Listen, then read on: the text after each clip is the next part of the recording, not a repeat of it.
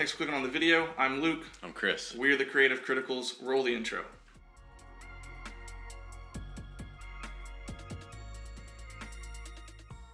Ronnie Radke is a post-hardcore icon, rising to prominence early in his career with Escape the Fate. After a 2.5-year stint in a maximum security prison, Ronnie returned to the scene with a new band, Falling in Reverse.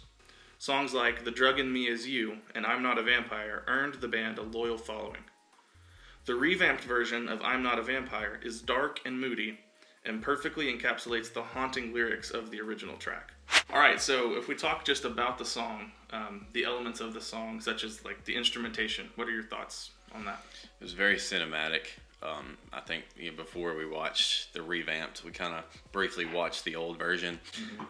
Brought me back to my skinny jean days. Very scene.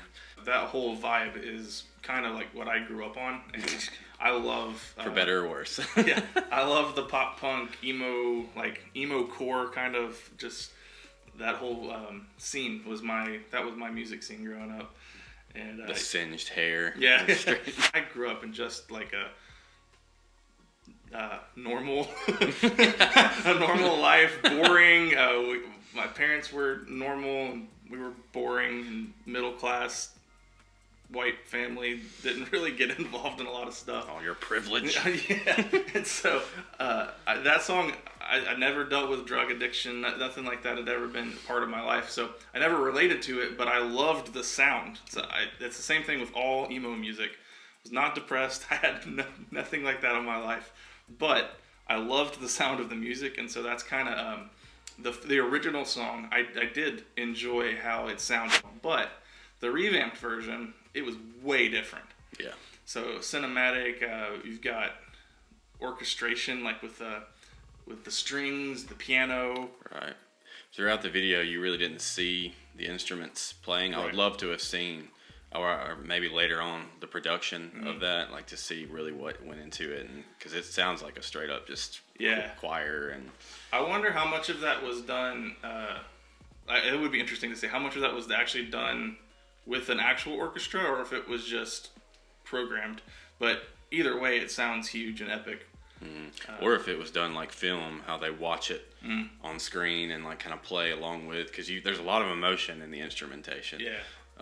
That's something that I think was amazing, is it speaks to the creativity that he has, that he could take a song that was so different and completely revamp it into it. It's like a cinematic, you thought you were watching a vampire movie almost. Yeah, very Bram Stoker. Yeah. His vocal performance throughout the track, it builds an intensity. So you start with very emotive vocals. His vocals built, and his the tone in which he sang told a story in itself. Yeah. When he was trying to be ignorant of his problems, he was almost a whisper, like a faint. The falsetto, which is kind of his whole gag, was false. Right. Yeah. And so using falsetto to sing some of those lines where I'm not a vampire. There's one particular spot, and I think we noted it in our reaction video, but there's one particular spot where she's in the bathtub and she's bleeding, and the point of the song is kind of, you're starting to see how his addiction has affected others. And that's kind of, you can see that being played out visually. So the storytelling kind of, you understand. You don't even really have to have an in-depth insight into the lyrics to know that this has affected someone he loves. And you can tell that just the way that it's shot, the way that that little cinematographical. Add it to the dictionary. On the second viewing, I kind of picked up on it more, where the woman in the video, there's a silhouette of her, like a different, like when he's playing the piano, she's rubbing his back and like being there for him, but she's actually standing in the hallway watching. And so he's actually living off the memory of her rather than her in the present. I didn't catch that. Yeah, and so she's watching him, just hanging on to these memories of her, and this idea just kind of stuck in time. But really, he's actually killed her. Right, and she had the blue dress on and looked healthy, and so that's just, he's assuming everything is fine, but she's actually dying. Wow. there's specific things in the lyrics that stood out to me. The one that really stood out to me is in the pre-chorus. He says that whiskey seems to be my holy water, and we kind of talked about that. It furthers the imagery of vampire lore, but I think it also has something to say with when holy water is ever used in like an exorcism. Demons hate it. Right. It brings them out. And so almost compels you. It compels you, right? So it almost feels like whiskey brings that out of him. That the demons, the things that he's like, whiskey is what draws that out of him and brings that out into the open.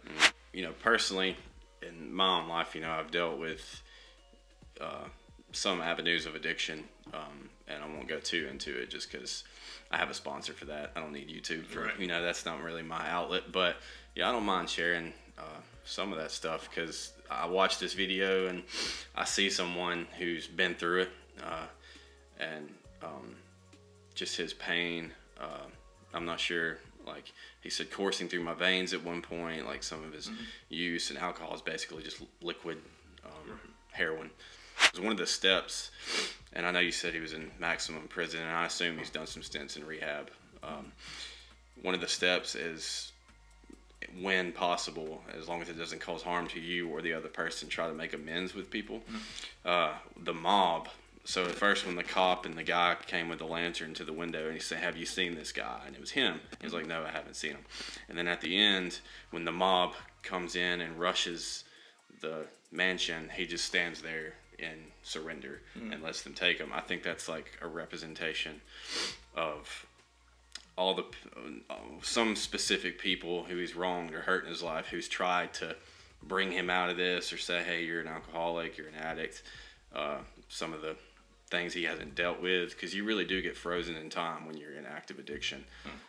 You get stuck in that moment, and one of the reasons people usually go back to using is because when you're not using, all of it rushes in at once, like a mob. Right. All of it just comes rushing in. So you use again just to stay in that moment of bliss. And then they take him out to the mountainside and put him on the stake, and the sun comes up. I think that's just like his final, prayerfully and hopefully final, kind of facing it and it destroying that side of him. Right. The vampire. So I thought that was cool. Yeah, well, we're not going to give the song a score just because we thought it was, for what it was, it did it very well. And I'll give Alcoholism a 10. Let's get we thought it was. You can't really give it a score.